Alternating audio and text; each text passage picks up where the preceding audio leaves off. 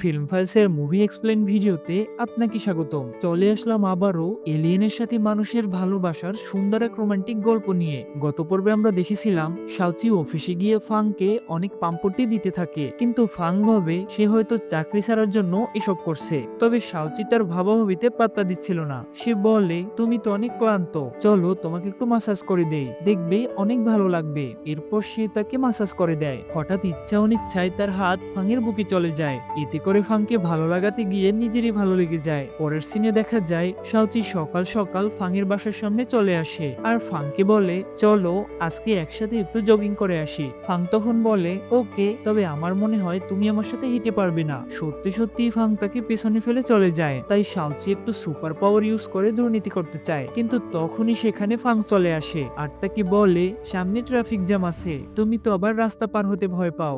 এই বলে সে তার হাত ধরে রাস্তা পার করে দেয়। এতে করে শাওচিও বুঝে যায় এই লোক আসলেই তাকে সত্যি সত্যি ভালোবাসে। এরপর শাওচি তাকে বলে, তুমি হয়তো ভাবো আমি চাকরি ছেড়ে দেওয়ার জন্য এসব করছি, কিন্তু বিষয়টা এমন না। আমি এখন মন থেকেই তোমাকে কেয়ার করতে চাই, এমনকি তোমার পাশেও থাকতে চাই। ফাং তখন বলে, আমিও তোমাকে পাথরের ব্যাপারটা নিয়ে ক্ষমা করে দিয়েছি, ওটা হয়তো তোমার দরকার ছিল তাই তুমি নিয়েছো। তখনই আমরা দেখতে পাই লুকিয়ে লুকিয়ে জিয়াং তাদের উপর নজর রাখছে। তখন সেই এলিয়েন সায়েন্টিস্ট বলে, ফাং এই মেয়েটাকে ভালোবাসে, না হলে দেখো ওই পাথরটাও চুরি করেছে। সব জেনে শুনেও ও কেন তাকে শাস্তি দেয়নি। এটা শুনে জিয়াং বলে, তাহলে ওই ভিডিওটা ভাইরাল করে দাও। আর কথা মতো সে ভিডিওটা অফিসের ওয়েবসাইটে আপলোড করে দেয়, যার ফলে ভিডিওটা নিমিশেই ভাইরাল হয়ে যায়। এইদিকে দেখা যায় শাওচি ফাংকে নিয়ে একটা বারে যায় আর তাকে বলে, চলো না, অনেক মজা হবে আজকে, অনেক সুন্দর সুন্দর ছেলেরা আসবে। কিন্তু ফাং তাকে সোজা না করে দেয়। এতে করে শাওচি তাকে রেখে একাই ভিতরে চলে যায়। তাই ফাং ও বারের ভিতরে প্রবেশ করে আর বারটেন্ডারকে বলে, আজকে যেন এখানে কোনো সুন্দর মডেল কিংবা সিঙ্গার না আসে, এই নাও টাকা, আর যা বলছি তাই করো। আসলে ফাংয়ের তো আবার ফাটে, তাই শাওচি যেন অন্য কাউকে দেখে ক্রাশ না খেতে পারে, এর জন্যই এমন আয়োজন। এইদিকে শাওচি যখন শুনতে পায় এখানে আজকে কোনো মডেল আসছে না, তাই সে নিজেই স্টেজে চলে যায় আর মাইক হাতে নিয়ে বলে, আমার একটা বয়ফ্রেন্ড আছে আর আজকের গানটা আমি তার জন্য উৎসর্গ করলাম। যার ফলে ফাং অনেক খুশি হয়, কিন্তু দেখা যায় তার সুরেলা কণ্ঠের গান শুনে সবাই তাকে ওখান থেকে চলে যেতে বলে। তাই প্রেস্টিজ ফুটো হওয়ার হাত থেকে বাঁচাতে ফাং ফর্মে আসে। Ik chocolate সাড়ে পাঁচটা তলি আর বাদাম তাতে বসে বসে বাদাম চিবইছি লিখতো মার অপেক্ষাতেছি। এটা দেখে শাওচি এক দৃষ্টিতে তাকিয়ে থাকে। এরপর তারা সেখান থেকে চলে যায়। ফাং তখন বলে, এরপর থেকে তুমি আর কখনো এসব জায়গায় আসবে না। শাওচি তখন বলে, তোমাকে একেবারে লাইয়ের মতো লেগেছিল যেই দিন আমি ওকে প্রথম দেখেছিলাম। ফাং তখন বলে, তাহলে আমার সাথে না এসে ওর সাথে আসতে। শাওচি তখন বলে, কারণ আমি চাই তুমি ঠিক হয়ে যাও আর তোমার অসুখটাও সেরে যাক। এটা শুনে ফাং বলে, তাহলে তুমি যা করছো তা আমাকে সেরে তোলার জন্য করছো, আর আমি ঠিক হয়ে গেলে তুমি লাইয়ের কাছে চলে যাবে, তাই তো? সে বলে, এখানে লাই আসলো কই থেকে? ফাং এর পর বলে, আমি অসুস্থ ঠিকই ধরেছো, তবে আমার আর তোমার সাহায্য চাই না। এই বলে সে ওখান থেকে চলে যায়। এর পরের সিনে দেখা যায় শাওচি অফিসে আসে, কিন্তু সে যার সাথেই কথা বলার চেষ্টা করে সবাই তাকে এড়িয়ে যায়। তখন অফিসে ফাং আসে। সে হানকে বলে, শাওচির সাথে আজকের পর থেকে আমার আর কোনো সম্পর্ক নেই, এটা ওকে বলে দিও। তখনই সেখান থেকে লাই যায় আর ফাংও বুঝে যায় সে আসলে শাওচির কাছে যাচ্ছে। আর সত্যি সত্যি লাই শাওচিকে নিয়ে অন্যদিকে চলে যায়। সে বলে, সবাই জেনে গেছে তুমি সেই পাথরটা চুরি করেছো, মামা বাড়ি না যেতে চাইলে আমার সাথে চলো। শাওচি তখন বলে, আমার জিনিস আমি নিয়েছি, তাতে কার কি? লাই বলে, কি বললে? ওটা আসলে তোমার জিনিস? শাওচি তখন বলে, আমি তোমাকে এই বিষয়ে পরে খুলে বলবো।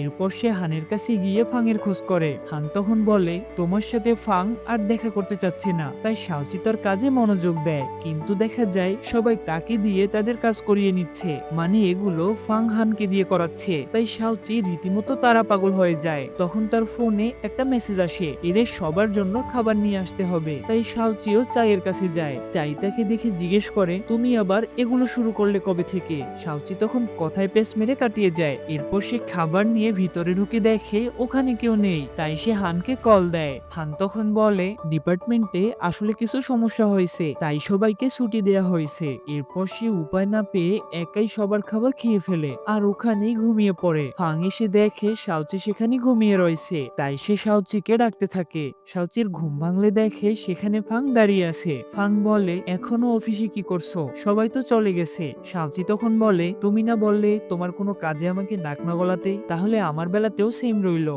যাওয়ার সময় ফাং তাকে বলে, আমি তোমাকে বাসায় ছেড়ে দিচ্ছি। শাওচি বলে, আমি একাই যেতে পারবো। এরপর সে ভাবে, ও তো আমাকে দেখতে পারে না, তাও আমাকে নিয়ে এত চিন্তা করে কেন?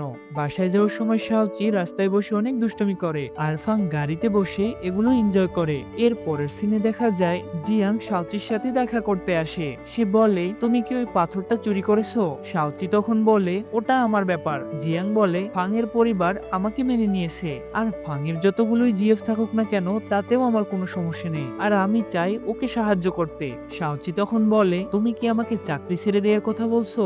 জিয়াং বলে, যদি তুমি ওর কেয়ার করে থাকো। এরপর সে ওখান থেকে চলে যায়। পরের সিন শিফট হয় অফিসে। সেখানে একটা মেয়ে শাওচিকে চোর বলে সম্বোধন করে। সে বলে তার রিপোর্ট এখান থেকে চুরি হয়ে গেছে, এতদিন তো কিছুই চুরি হয়নি, তুমি আসার পরই এটা যাচ্ছে ওটা যাচ্ছে। তখনই সেখানে ফাং এন্ট্রি নেয়। সে বলে, কালকে ও আর আমি এখান থেকে একসাথে বের হয়েছি, আর হ্যাঁ, ওই পাথরটা আমি হারিয়ে ফেলেছি, এতে ওর কোনো হাত নেই। এরপর সে শাওচিকে নিয়ে তার রুমে যায় আর বলে, ভিডিওটা আসলে কয়েকদিন আগেই ছেড়ে দেয়া হয়েছে, কিন্তু তুমি আমাকে এ ব্যাপারে কিছুই বলনি। এইদিকে লাইও এই ব্যাপারে সব জানে, কিছু হলেই তো লাইয়ের কাছে ছুটে যাও, আমার কাছে তো আর আসো না। শাওচি তখন বলে, লাই আসলে আমার অনেক ভালো বন্ধু। এটা শুনে ফাং এর রাগ আরো বেড়ে যায়, আর সে শাওচিকে ওখান থেকে চলে যেতে বলে।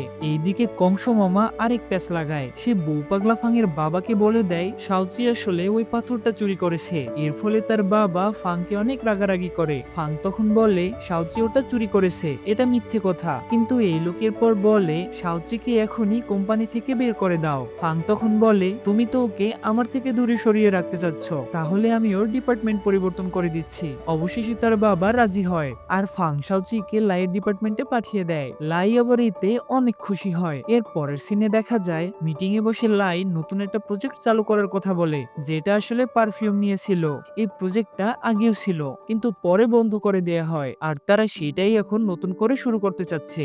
এতে করে তার মতের অনেক বিরোধ তৈরি হয়। আসলে লাই কোম্পানিতে এসে ওভাবে কাজ করছিল না, তাই সে তার সাইড নকল করে শাওচিকে কাজ করতে বলে, আর শাওচি এমন একটা ঝামেলা পাকিয়ে ফেলে। ফাং অবশ্য সবটা বুঝতে পেরে যায়। এর পরের সিনে দেখা যায় লাই আর শাওচি গাড়িতে করে একটা দ্বীপে আসে, প্রেম করতে না, ওই পারফিউমের ব্যাপারে খোঁজ করতে। অন্যদিকে দেখা যায় হান ফাংকে বলে, জানেন লাই আর শাওচি আজকে একটা দ্বীপে গিয়েছে, আজকে ওখানে একটা ঝড় হওয়ার চান্স আছে। তাই হানকে সরিয়ে ফাং গাড়ির স্টিয়ারিং ধরে। এইদিকে শাওচি আর লাই দেখে ওখানে অনেক ঝড় বাতাস বওয়া শুরু করেছে। লাই তখন ওকে একটা গাছের নিচে রেখে সেই লোককে খুঁজতে যায়, আর তখনই সেখানে ফাং চলে আসে। সে দেখে শাওচি আবারও ঠান্ডায় কাঁপতে থাকে, তাই সে তার ব্লেজারটা খুলে তাকে পরিয়ে দেয়। এরপর সে বলে, তুমি কি বাচ্চা, নিজের খেয়াল রাখতে জানো না? সবসময় তোমাকে নিয়ে আমার একটা না একটা ঝামেলা পোহাতে হয়। শাওচি তাই এক দৃষ্টিতে তার দিকে তাকিয়ে থাকে। হঠাৎ সে খেয়াল করে ফাং এর বুকের ওখানে সেই পাথরটা দেখা যাচ্ছে, তাই সে অনেক খুশি হয়, আর খুশির ঠেলায় ফাংকে হাগি দিয়ে দেয়। তখনই সেখানে লাই আসে আর তাকে ডাকতে থাকে, কিন্তু কাজ না হওয়ায় সে বলে, সে তোমাকে চাকরি থেকে বের করে দিয়েছে, মনে নেই তোমার? কিন্তু শাওচি তো তার ফিরে যাওয়ার চাবি পেয়ে গেছে, তাই সে এবার লাইয়ের সাথে পল্টি নেয়, আর ফাংকে এমন ভাবে জড়িয়ে ধরে যেন ফেভিকল দিয়ে দুজনকে একসাথে লাগিয়ে রেখেছে। এরপর দেখা যায় তারা সেই পারফিউম স্পেশালিস্টের কাছে আসে। সে তাদের বলে, তোমরা তো অনেক দূর থেকে এসেছো, এক কাজ করো, এখন একটু রেস্ট নাও, এই নিয়ে না হয় আমরা পরে কথা বলবো। শাওচি তখন বলে, আজকে আমি ফাংয়ের সাথে ঘুমাবো। লাইও বলে, আমিও ভাইয়ার সাথে ঘুমাবো। তাই বাধ্য হয় তারা তিনজনেই এক রুমে থাকে। ফাং আসলে সে ফাংয়ের বুকে শুয়ে পড়ে আর পাথরটি খুঁজতে থাকে, কিন্তু এবার সে ওটার কোনো হদিসই পায় না। তখনই সেখানে লাই এন্ট্রি নেয় আর তাদের দুজনের মাঝে ঢুকে পড়ে। এটা দেখে ফাং তাকে অন্যদিকে সরিয়ে দেয়, আর শাওচি তার জেলাসি দেখে হাসতে থাকে। রাতে ফাং ঘুমিয়ে পড়লে শাওচি তার বুকে আবারও সেই পাথরটা খুঁজতে থাকে, কিন্তু লাই তাকে হাতে নাতে ধরে ফেলে আর বলে, এরকম করো কেন, ভাইয়ার তো ঘুম ভেঙে যাবে। তখনই ফাং তাকে নিয়ে অন্য পাশে ঘুরে যায়। আসলে সে ঘুমায়নি, শাওচির এমন পাগলামিগুলো এনজয় করছিল। এরপর সকালবেলা শাওচি তাকে জিজ্ঞেস করে, তোমার শরীরে কেমন চিপসেট ইউজ করা হয়েছে? ফাং তখন বলে, কি দিয়ে কি বলছো, মাথা টাথা গেছে নাকি? এরপর শাওচি আবারও তার সাথে পাথরটার ব্যাপারে কথা বলতে থাকে, কিন্তু এমন ভাবে কথা বলে যেন সে ফাংকে প্রপোজ করবে। হঠাৎ সে বলে, ওখানে চলো, আমি এখানে সিগন্যাল পাচ্ছি না। ফাং তখন বলে, সবকিছু নিয়ে মজা করা আমার ভালো লাগে না। শাওচি তখন বলে, আমি কোনো মজা করছি না। ফাং বলে, আচ্ছা তাহলে কালকে আমাকে জড়িয়ে ধরেছিলে কেন? সে বলে, কালকেও তো ঝড়ো হাওয়া গেল, তার উপর দিয়ে আমার ঠান্ডা লাগছিল। এটা শুনে ফাং সেখান থেকে চলে যায়। এইদিকে দেখা যায় এলেন ফাং এর মেমোরি ব্যাংক হ্যাক করে ফেলে, কারণ তারা চাচ্ছিল ফাং এর থেকে শাওচির সকল স্মৃতি মুছে দিতে। কিন্তু ঝামেলা আছে, কারণ ফাং এর এই মেমোরি ব্যাংক অনেক হাই সিকিউরিটি দিয়ে কভার করা, তাই তারা কেবল অল্প কিছু ছবিরই অ্যাক্সেস পেয়েছে। এরপর তাদের মাঝে কি হয়েছে তা জানতে আমাদের পরবর্তী এপিসোড পর্যন্ত অপেক্ষা করতে হবে। গত পর্বে আমাদের সাথে ছিল ঢাকা থেকে আজিনুর ভাইয়া। আপনিও যদি ফিল্ম ফাইলসের সাথে যুক্ত হতে চান তবে কমেন্টে আপনার নাম আর ঠিকানা দিয়ে পাশেই থাকুন।